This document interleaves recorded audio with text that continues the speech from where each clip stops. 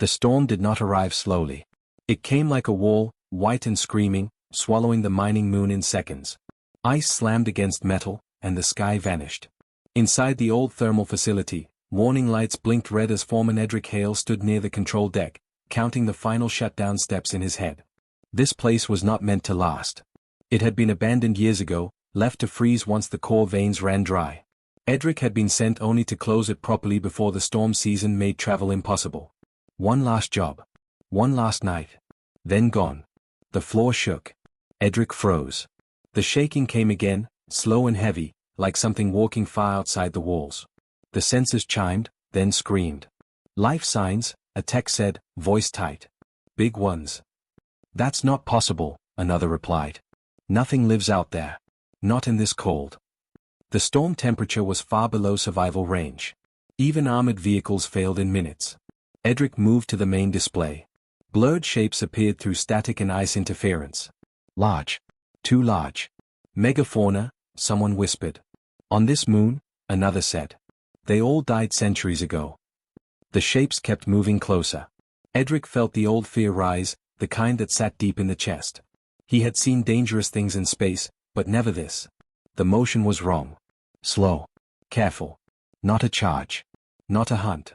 Lock the inner doors, the security officer said. Prep the turrets. No, Edric said quietly. They all turned to him. Sir? The officer asked. Wait, Edric said. Just wait. The outer cameras cleared for one short moment as the wind shifted. The screen sharpened. Everyone went silent. It was not machines. It was not beasts. They were shapes of ice and scale, huge bodies bent low against the storm. Frost clung to them like armor. Cracks of frozen blood traced along their sides. Wings dragged through the snow, torn and stiff. At the center, smaller shapes huddled close, hidden beneath larger bodies. Dragons. Someone laughed once, sharp and scared. That's not real. But it was. Edric felt his breath catch. Dragons were stories. Old myths. Space legends told to scare children. Ancient records said they had vanished long before humans reached the stars. Yet here they were. The largest one lifted its head. Its eyes were dull, glowing faintly through ice. It did not roar. It did not attack. It simply stood there, shaking, placing one broken wing over the smaller ones behind it. Protecting them. They're dying, the medic said softly. The security officer swallowed. Sir, protocol. I know the protocol, Edric said. The rules were clear. Unknown life forms were not allowed inside human facilities. The company fines were brutal. The legal risks worse. The storm howled louder, as if reminding them time was running out. The smallest dragon slipped in the snow and fell. The larger one lowered itself, curling around it, taking the wind full on its back. Edric did not remember deciding. Open the gates, he said. The room exploded with voices. Sir, we can't. They could kill us. They'll freeze the systems. Edric turned, his voice calm but firm. I said open the gates. The doors groaned as ancient motors woke from sleep. Ice cracked and fell as heat rushed outward in a wave. Steam filled the air. The dragons hesitated. For a long second, nothing moved. Then the large one took a step forward. Another. Slow. Careful. It crossed the threshold and collapsed just inside the gate. The others followed, dragging themselves in, pulling the smaller ones between them. The gates closed. Silence followed, broken only by wind screaming outside. The dragons lay still. Edric stepped forward slowly, hands open, heart pounding. The heat vents glowed brighter as the system adjusted to the massive cold bodies. Frost melted into dark puddles on the floor. One of the smaller dragons lifted its head. Its eyes were bright, curious, not afraid. It looked at Edric and made a soft sound, low and unsure. No fire came. No attack. They're exhausted, the medic said. Near death. Edric nodded. Route more heat to this chamber. Slow. Don't shock them. The crew moved, hands shaking, but working. Outside, the storm raged on, unable to reach them now. Edric looked at the massive forms resting in the dim light. Dragons. Real dragons. In his facility. Under his care. One night, he whispered, unsure if he meant it or not. The smallest dragon shifted closer to the heat vent.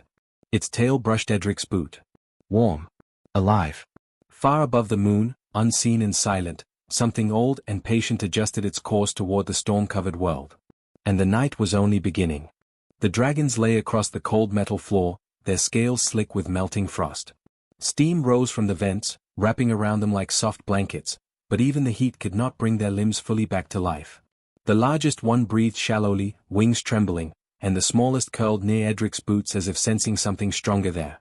Its tiny body shivered, yet it seemed to draw courage from his presence.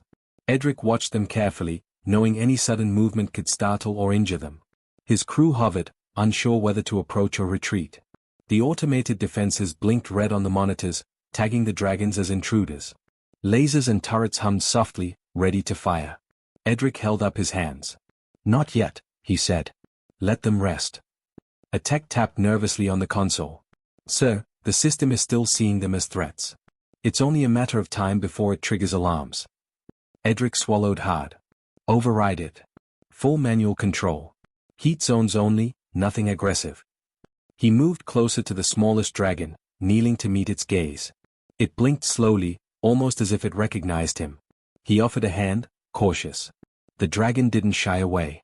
Instead, it lifted a tiny wing and touched his palm, wet with frost. The contact made Edric's chest tighten. Something about this creature felt, aware, almost intelligent. He gestured to the crew. "They're not here to fight. They're scared. Keep your distance, give them room." 4 hours, the team worked in tense silence. Using broken translator tech and old gesture protocols, Edric tried to communicate. He tapped patterns on a control pad while pointing to the dragons. Sometimes he touched their bodies lightly, letting them feel the warmth of human skin. The largest dragon shifted its head, lowering it in what seemed like gratitude. "They're running from something," Edric murmured, watching a faint glow move along the scales of the adult dragons. "Not just the storm. Something else. Something worse." The crew exchanged uneasy looks. "Worse than a storm?" one asked. "I don't know yet," Edric admitted. "But they're refugees. They want safety. They trust us." The smallest dragon made a soft sound and shifted closer. It no longer sought the heat vents. Instead, it stayed near Edric's knees, curling itself into a small ball. His hand hovered, unsure if touching it would be welcome. The creature's eyes, pale blue, stared at him with a strange clarity. For a moment, all the noise of the storm, the cold outside, and the blinking monitors disappeared. There was only trust, fragile and delicate, stretching across species that should never have met. Then the communication console beeped urgently. A message from corporate command blinked on the screen, demanding immediate action. Edric frowned and opened the message. "Non-human assets detected. Immediate evacuation required. Failure to comply will result in termination of your contract and reassignment of personnel. Maintain operational integrity at all costs." The words burned. Termination. Reassignment. Rules. Laws. They had no meaning when a creature's life hung by a thread. Edric pressed his hand to the console. "Not today," he said firmly. "Not while they're alive." The crew looked at him, a mix of awe and fear. One whispered, "Sir, if command finds out." "They won't," Edric interrupted. "Not yet." He turned back to the dragons. "We are here to help, and that is what we will do. Forget the rules for now." He spent the next hours adjusting reactor vents, redistributing heat, and monitoring the dragon's breathing. Each small motion of a wing, each tremor of a claw, became a signal. He learned quickly how to read them. When the largest dragon shifted its head toward a vent, he understood it needed warmth in that spot. When the middle dragon pressed a smaller one closer to its chest, he knew it sought comfort. And the smallest dragon, always near him, seemed to follow his instincts rather than its own survival. Night passed, slow and tense. Outside, the storm's howl never ceased. Inside, the dragons began to stir, tiny movements first, testing their strength. One small flick of a wing, then another. Eyes opening and closing. Breathing deepening. Edric watched them like a parent, his heart tight with worry. At one point, the smallest dragon nuzzled his hand, pressing a cold snout against his palm. He smiled softly. "You're safe," he said, though he could not know if it understood the words. Still, the creature did not move away. Unbeknownst to Edric, eyes watched the facility from a distant satellite. Unknown observers marked the life signs, noted the dragon's revival, and transmitted the data to interests far beyond human space. The command center did not yet realize that a small foreman had defied orders to protect what they called extinct. Neither the humans nor the dragons knew the full scale of the consequences. In that fragile moment, between the storm outside and the soft heat inside, a bond was forming. Dragons and humans, separate worlds, separate histories, joined in silent agreement. Here, in this cold, forgotten place, life mattered more than orders.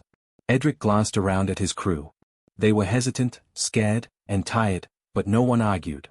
They were following him, not because of rules or pay, but because he had chosen to stand with the living. Outside, the wind clawed at the walls. Inside, the dragons began to move more confidently, testing legs, wings, and necks. They had survived the storm, and perhaps, for the first time in centuries, dragons had found a place of refuge with humans. Edric sat back against a warm vent, exhausted but alert. He knew the morning would bring decisions, questions, perhaps even conflict. But for now, he watched the smallest dragon curl beside his boots, and for the first time in a long time, he felt hope. The storm would not stop, and the galaxy would not wait. But here, in this frozen facility, a human and a dragon had learned to trust each other. And trust could be stronger than fear, stronger than cold, stronger than any order sent from above. And as the dragon stirred, the smallest lifting its head to glance at him, Edric understood something he had never believed possible. Sometimes, survival was not just about fighting the storm outside. Sometimes, it was about standing with someone who could not speak your language, and choosing to save them anyway. The first night passed slowly, but it passed. And when the first hint of light appeared through the storm's grey veil, Edric knew the dragons were not just visitors. They were now part of this world, part of his responsibility, and the universe itself was watching how he would protect them. The storm outside had grown louder, stronger, as if the universe itself was trying to bury the small mining moon under endless snow. Inside the facility, Edric Hale and his crew were exhausted but vigilant. The dragons had recovered slightly, their breathing steadier, wings flexing weakly. The smallest one kept close to Edric, eyes shining like tiny stars. Then the alarm screamed. Red lights blinked and a deep, mechanical hum filled the room. Edric spun toward the monitors. On the edge of the storm, dark shapes moved against the ice. They were not natural. Not alive. Not dragons. Machines. The drones were enormous, black and sharp-edged, with spinning sensors that scanned the frozen landscape. Edric's heart sank as the systems identified them, ancient hunter drones. Their purpose was clear from old galactic records: extinction. They had been designed to seek and destroy dragons, to extract their cores, which pulsed with energy that could power entire star systems. "They know we have them," the tech muttered. "They're coming here. They're coming to kill them," Edric said quietly, voice tight. "And maybe us if we try to stop them." The dragons stirred, their heads rising. The largest one, the matriarch, moved closer to the small dragons, protective and tense. Edric stepped forward cautiously. He placed a hand on the cold, cracked scales. In that instant, the matriarch seemed to share a thought with him, not with words, but memory. A vision, a fragment of time before humans dominated the stars. Humans had been different then. Kind. They had seen dragons as life to be respected, not machines to be mined. Edric felt a shiver run down his spine. You remember us?" he whispered. "You remember humans who were good?" The dragon's eyes glowed faintly. He could feel it, a warmth beyond the heat vents. Recognition. Gratitude. And fear. Outside, the drones closed in. The storm tried to hide them, but sensors could not lie. They moved like shadows, silent but unstoppable. Edric knew that if they breached the facility, there would be no mercy. He turned to his crew. "Listen carefully. We fight smart, not hard. We don't have weapons strong enough, but we have brains and tools. Mining rigs, thermal emitters, power lines, everything. Make traps. Anything to slow them down." They worked in tense silence. Machines clanged, sparks flew, and alarms mixed with the storm's roar. Edric used the heat vents to create false thermal signatures, luring some drones into corners. Old cargo haulers were pushed into makeshift barriers. Hydraulic presses were set to swing like swinging doors. Improvised, crude, but human ingenuity was fast and relentless. The dragons watched, moving when needed. The matriarch dipped her wing to redirect a falling metal beam, saving one of the crew. The middle dragon curled around damaged machinery, using its own body to shield heat-sensitive controls. The smallest one stayed near Edric, eyes bright, helping him notice minor threats, small sensors, weak lines, the quiet hum that told him where danger waited. Then the power failed. The lights went out. The hum of machinery stopped. Darkness swallowed the room, leaving only red emergency flashes. Edric's stomach twisted. The drones were in the corridors now, scanning for heat and motion. Without power, the humans had nothing. And then the dragons acted. The matriarch lifted her head, and her scales began to glow. A low heat pulsed through her body, lighting the room with soft, golden light. Her wings stretched, scales radiating warmth that spread across the floors, melting ice and powering weak circuits. Sparks flickered in the dimness as the dragons' bodies became the only source of life and energy. The middle dragon did the same, arching over exposed cables, letting heat flow into broken machinery.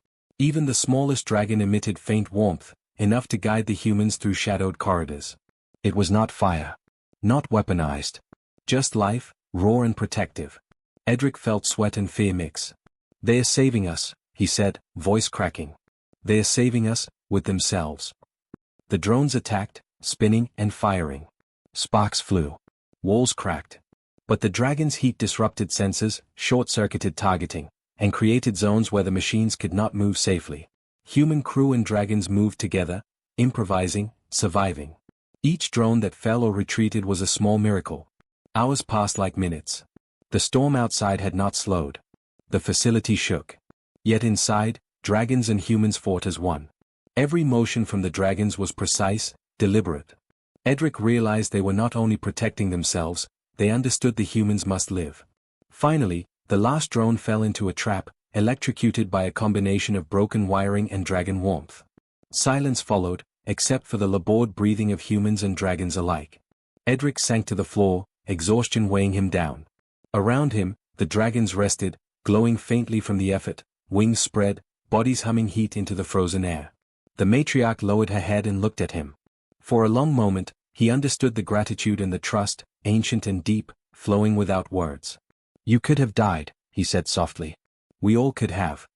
The dragon's eyes seemed to shine brighter. A memory, shared, passed between them.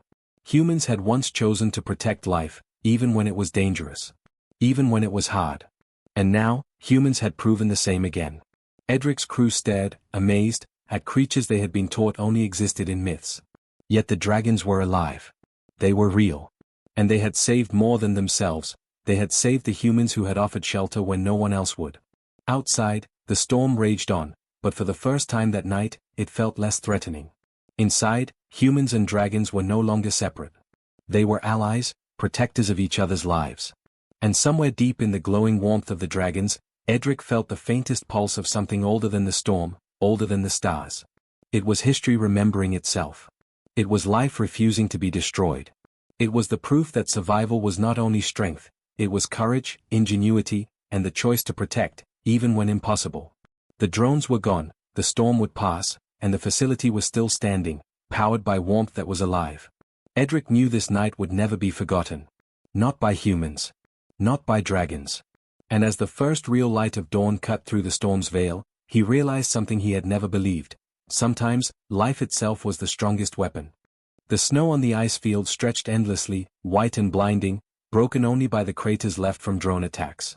Edric Hale climbed into the cargo hauler, frost biting his cheeks, heart pounding.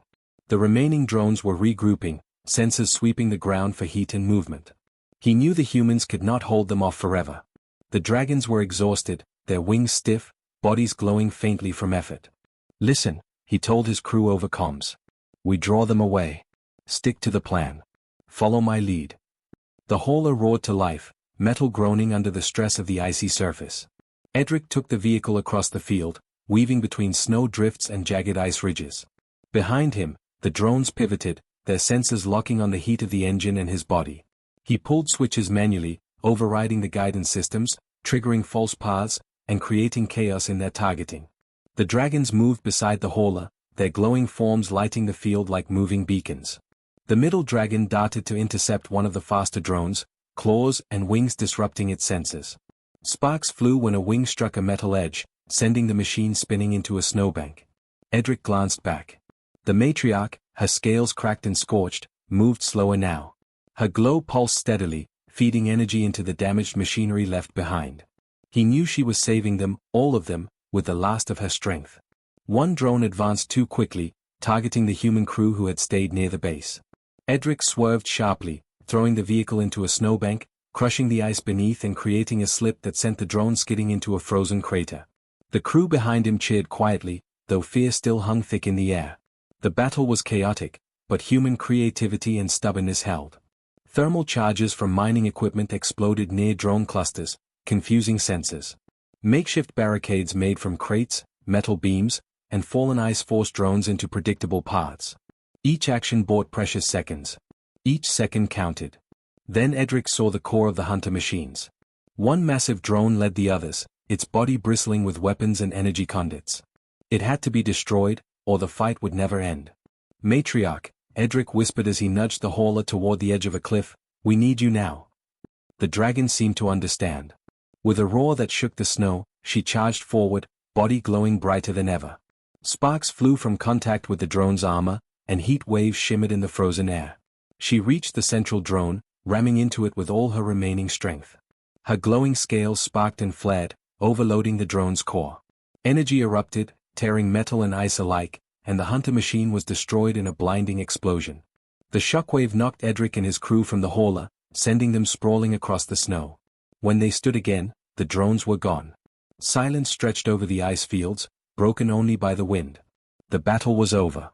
Edric looked around, chest tight with exhaustion. The matriarch lay still, wings stretched, chest rising and falling slowly. She had given everything she could. The other dragons moved beside her, huddling close, shimmering faintly in the dim light. Communication came through the consoles. Corporate command had cut all ties. Edric's team was listed as dead, lost to the storm. No one would come to help, and no one would question what happened here. He did not care. The dragons had survived. They had trusted humans when no one else would. They had fought, not for conquest, not for power, but to protect life. Edric stepped forward slowly. The smallest dragon, the one that had stayed by his side all this time, lifted its head and made a soft sound. He knelt, touching its icy snout gently. Around them, the other dragons moved, lowering their heads in unison. Not in fear, not in submission, but in gratitude. For the first time in centuries, dragons had knelt to humans, not as prey, not as servants, but as equals who had shared life and survival.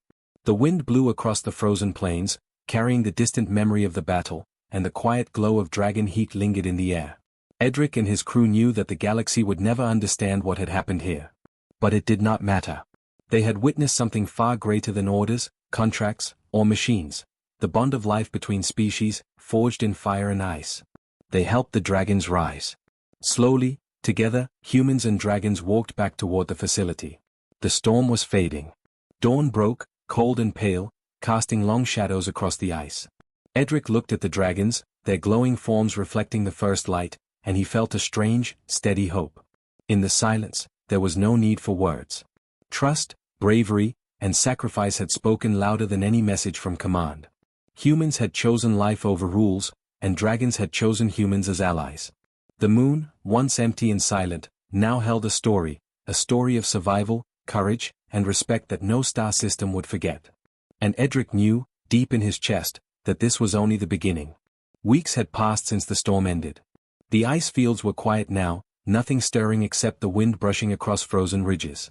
Inside the abandoned facility, Edric Hale and his small crew worked in silence, repairing systems, cataloging damage, and keeping watch. The dragons were gone. The matriarch, the middle dragon, and the smallest one had departed at dawn weeks ago, leaving behind empty halls and memories of heat and light. Edric walked through the corridors, touching walls scorched by the battle, remembering every moment. The dragons had left something behind, not a gift of wealth, not a treasure, but a small shard, glowing faintly. It pulsed with energy unlike anything human technology had produced. He held it in his hand, feeling warmth spread into his fingers. "What is it?" one of the crew asked, eyes wide. "A star-forged shard," Edric said slowly. "One of the dragon's own cores. They didn't leave it for power or profit, they left it for us." The crew did not understand fully, but they felt its significance. It could change energy production across human space. Stable, infinite, and clean. And it was a gift from creatures humans had once feared or hunted. Edric prepared for departure, his cargo hauler loaded with data and equipment. They would return to human space, where corporate command had already listed them dead. To the outside world, they were failures. No recognition, no awards, no honor. Just erasure. He did not care. The story of survival, of courage and trust, was more valuable than any medal. He piloted the ship through frozen corridors of space, the shard secured, and felt the quiet pulse of it like a heartbeat. Weeks later, whispers began to appear across long-range communication networks. Sensors in distant sectors detected unusual energy emissions. The shard's presence, combined with records of the battle, transmitted through hidden signals the dragons had left behind. Ancient galactic archives, which had always listed humans as neutral observers, began to change. Humans were no longer neutral. They were marked as protectors, a title earned not by conquest, but by choice. Other species noticed. Traders, explorers, and diplomats all saw the signals. Some dismissed it as anomaly. Others investigated and discovered fragments of the story, images from the facility, recordings of the dragon's presence, and logs of human ingenuity against the ancient hunter machines. Slowly, understanding spread. The galaxy began to remember. Humans had not been rulers. They had not conquered by force. They had survived, yes, but more than that, they had protected life when no one else would. That choice, small and quiet at first, echoed across systems. Back on human worlds, Edric returned quietly, carrying the shard and his crew. Corporate command still refused recognition. Failed foreman, they called him. They did not know what had truly happened, nor did they care. Edric ignored it. History, he knew, would remember differently. He brought the shard to a research station on a human colony. Scientists marveled as its energy flowed into stabilized reactors. It could power entire cities with ease, reduce reliance on dangerous fuels, and give humans a new step forward in energy technology. And it came from dragons, creatures thought extinct, creatures that had chosen humans as allies in a moment of need. Edric spent his days helping the scientists understand the shard. The dragon's choice, their sacrifice, was encoded in its pulse. He knew it. Every pulse reminded him of the warmth, the glow, and the trust he had felt when the dragons had saved them all. Then, one night, while observing a quiet aurora across the frozen skies, he felt a stirring in space. He could not see them, could not detect them, but he knew the dragons were out there, rebuilding in secret, finding safety beyond human reach. They had trusted humans, and now humans had earned a place in their memory. In the months that followed, distant species began to approach human space with caution. Not fear. Not hostility. Respect. And curiosity.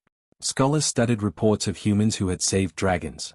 Explorers carried rumors of a species that did not rule by power, but by choice, by the courage to shelter when no one else would. Edric walked through the bustling corridors of the research station, shard secured, watching young engineers work. The world would change because of the dragon's gift, and humans had learned something priceless. Strength was not measured in weapons, fleets, or dominance, but in mercy, in protection, in the quiet decision to save lives when impossible seemed certain. The galaxy, silent for centuries about the humans' role, began to see them in a new light. Other species learned the lesson from the battle in frozen white fields, that humans could choose the right path even when all odds were against them, that they could protect, even when it was dangerous, even when it was costly. Edric looked up at the stars, remembering the storm, the battle, and the dragon's glow. He smiled quietly. Humans had not ruled the galaxy yet, but they had earned something deeper. Trust. Respect.